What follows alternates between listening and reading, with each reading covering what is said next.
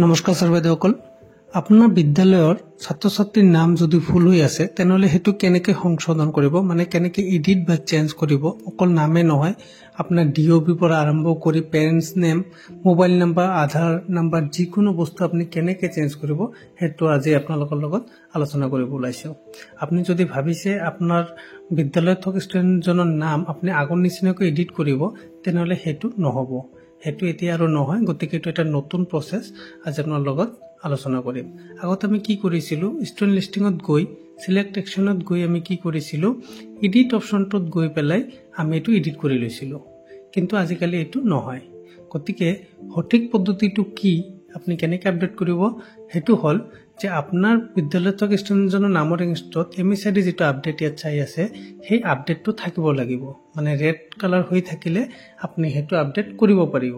আৰু যদি সেইটো ৰেড কালাৰ হৈ থাকে তেনেহ'লে সেই ষ্টুডেণ্টজনৰ এগেইনষ্টত আপুনি বাকী তথ্যখিনি, যিখিনি তথ্য আছে, তেখেতৰ নাম, DOB, আপোনাৰ আধাৰ নাম্বাৰটো হওক, মোবাইল নাম্বাৰটো হওক, গাৰ্জেনৰ নামটো হওক, আদি সকলোখিনি তথ্য ইয়াত পাই যাব।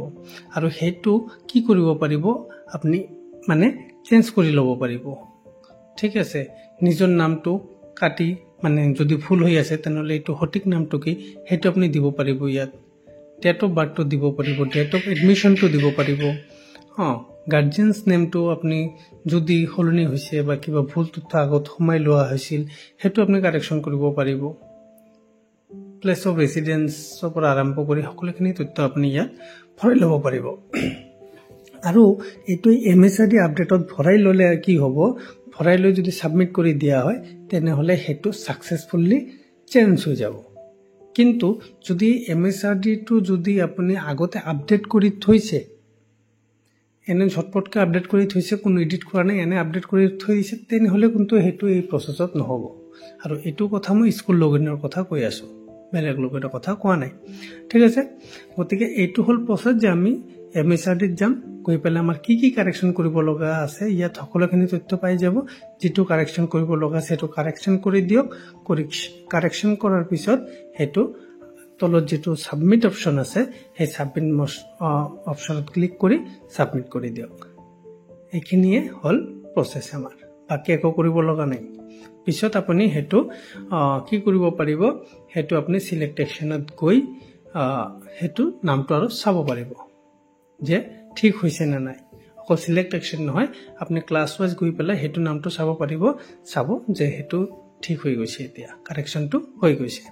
গতিকে এইখিনি আছিল সৰু এটা প্ৰচেছ, কিন্তু আমি জানিব লগা, কাৰণ বহুতে এতিয়ালৈকে এই প্ৰচেছটো নাজানে, সেইকাৰণে নামটো এডিট কৰিব পৰা নাই।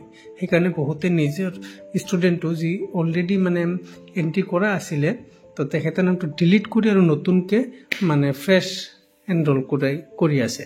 গতিকে সেইটো কৰিব নালাগে, আপুনি চিম্পলি এই প্ৰচেছত যাওক, আপোনাৰ ষ্টুডেণ্টৰ যিটো চেঞ্জ কৰিব লগা ডাটা আছে সেইটো চেঞ্জ কৰিব পাৰিব।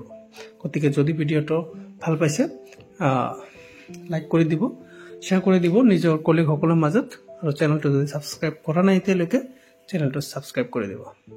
ধন্যবাদ।